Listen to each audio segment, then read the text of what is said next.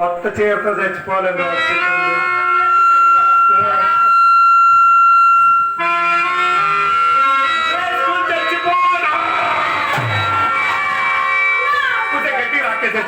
నువ్వు చెప్పినట్టు చేస్తాను, నువ్వు చెప్పినట్టు చేస్తానమ్మా.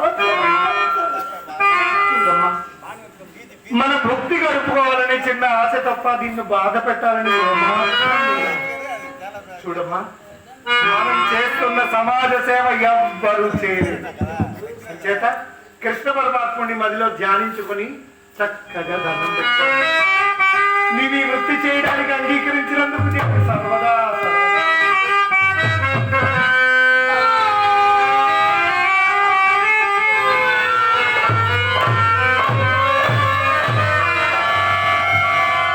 ఎందుకు ఎరగేడుస్తుంది? ఎందుకు ఏడుస్తున్నా? ఏడుపు మంచిది కాదే.